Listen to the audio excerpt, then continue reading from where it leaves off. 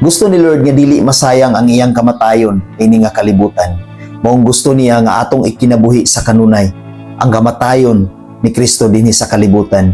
Atong ikinabuhi ang pulong sa Dios samtang aniya pakitan ini nga kalibutan.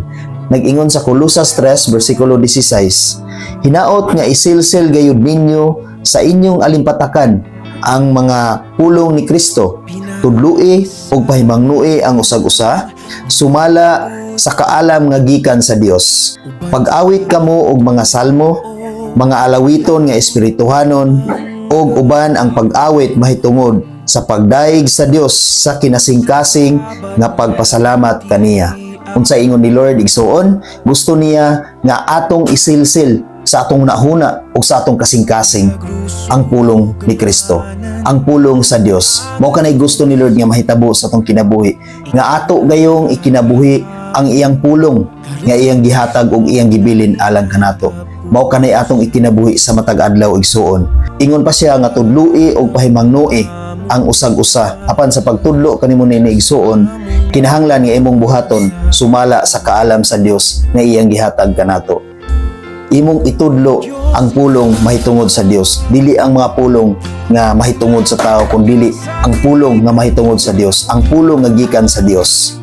Ingon pa siya nga pag-awit kamo og mga salmo ug alawiton nga mga espirituhanon. Mao kanay gusto ni Lord nga atong awiton sa matag adlaw. Gusto ni Lord nga magdaig kita sa mga awit nga espirituhanon sa matag adlaw. Gusto ni Lord nga mao kanay ato ang awiton sa kanunay, dili ang mga awit nga kalibutanon, kundi ang awit nga espirituhanon, ang awit nga langitnon. Mao kanay gusto ni Lord nga mahitabo sa tong kinabuhi.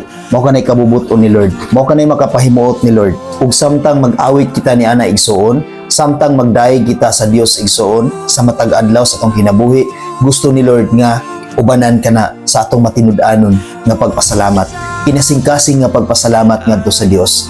Tungod kay gusto ni Lord nga sa tanan nga mahitabo sa atong kinabuhi, bisan unsa pa kana igsuon, maayo or dili, kita magmapasalamaton sa kanunay.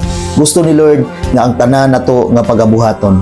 Gusto ni Lord nga ang tanan nga mahitabo sa atong kinabuhi, kita mahimong mapasalamaton ngadto kaniya. Ug mag-awit kita kanunay og mga awit nga pagpasalamat ngadto sa Dios. Mao kanay kabubuton sa Dios. Mao kanay gusto sa Dios nga mahitabo sa atong kinabuhi. Hinaut igsuon nga ato gayud nga ikinabuhi ang mga alawiton nga langitnon. Ato gayong ikinabuhi sa kanunay si Kristo sa matag adlaw.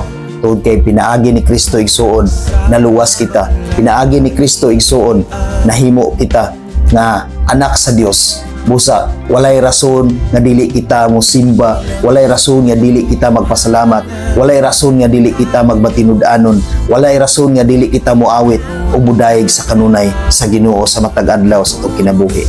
Hinaot nga magkinabuhi kita sa kanunay na Kristohanon. Amen. God bless sa tanan.